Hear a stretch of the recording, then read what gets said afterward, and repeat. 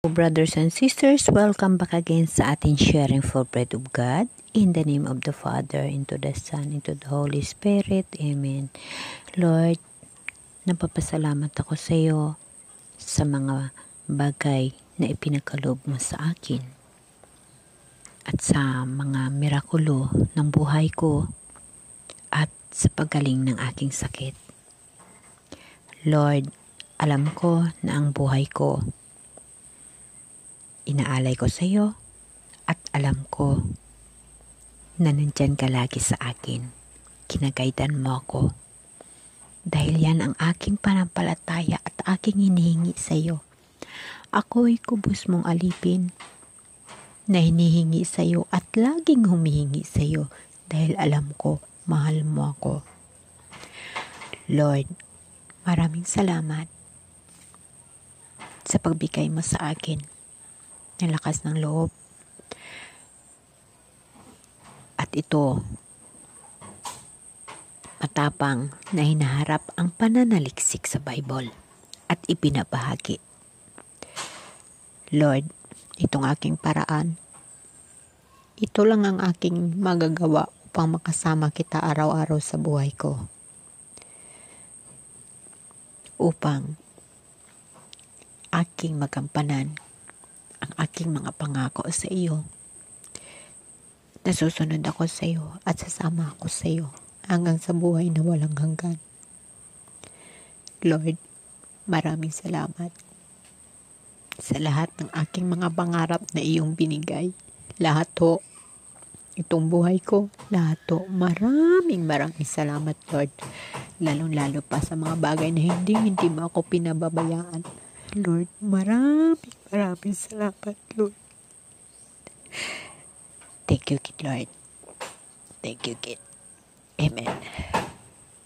Brothers and sisters, ipagpatuloy natin yung tungkol sa napag-usapan natin last video natin, yung sign of cross, So, dito sa sign of cross, uulitin ko, ang paggawa ng sign of cross bilang isang ritual ay malamang na umunlad sa paglipas ng panahon na impluwensyahan ng mga tradisyon at mga katuruan ng mga unang Kristiyano. Ngayon, ang sign of cross ay isang mahalagang bahagi ng liturhiya at debosyon sa maraming denominasyong Kristiyano, kabilang ang Katoliko, Romano, Ortodokso at ilang mga denominasyon ng Protestante. So, brothers and sisters, kailangan natin mapag-usapan ang sign of cross, dahil para sa akin ang sign of cross ay napakalaking bahagi ng buhay ko dahil ako'y lumaki ng Katoliko at lahat ng mga mirakulo at lahat ng mga biyaya na nakamtan ko mula sa mahal nga Diyos dahil ako ay nanampalataya, bata pa ako, ginagamit ko na ang sign of cross, So, lumaki ako na gumagamit ako ng sign of cross. Nakatanggap ako ng mga mirakulo, mga biyaya mula sa Diyos, kaalaman mula sa Diyos, na ginagamit ko ang sign of cross. So, yung mga bagay na yan, hindi ho yan mawawala sa akin.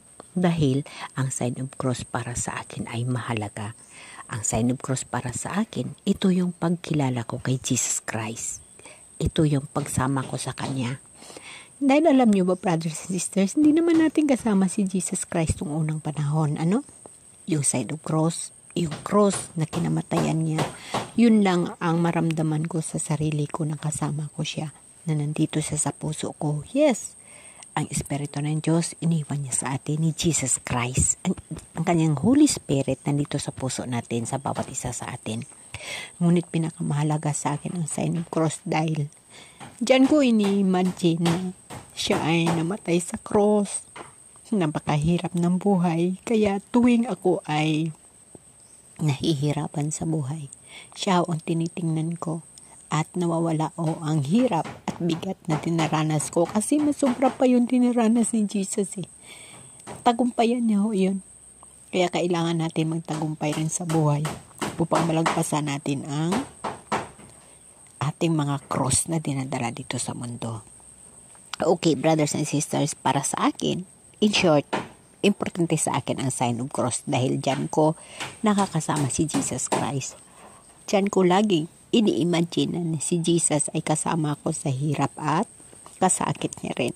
Kaya nababawasan yung mga hirap, mga kasakit na dinadala ko rin. Okay.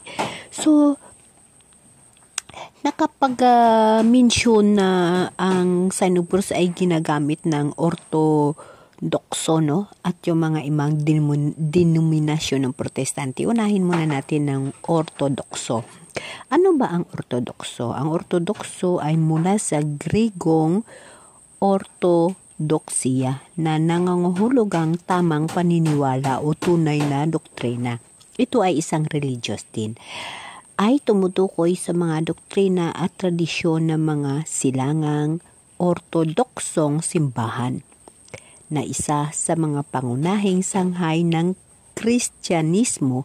Ang ortodoksiya ay may malalim na ugat sa mga sinaunang tradisyon ng Kristiyano at may malaking impluwensya sa mga bansa sa silangang Europe, gitnang silangan at iba pang bahagi ng mundo.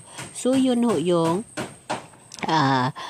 ortodokso na tinatawag, no? So titignan natin ang katangian ng ortodokso kasi tayo ay Katoliko tayo, Romano Katoliko tayo, ano? Panampalataya sa Trinidad, ang Diyos ay isang ngunit may tatlong persona, Ama, Anak at si Hesukristo at ang Espiritu Santo. Ito yung panampalataya natin. Ito ay kabilang sa katangian ng mga ortodoksiya. Ganon din siya ang panampalataya nila ay sa Trinidad. Ang Diyos ay isa, ngunit may tatlong persona, di ba?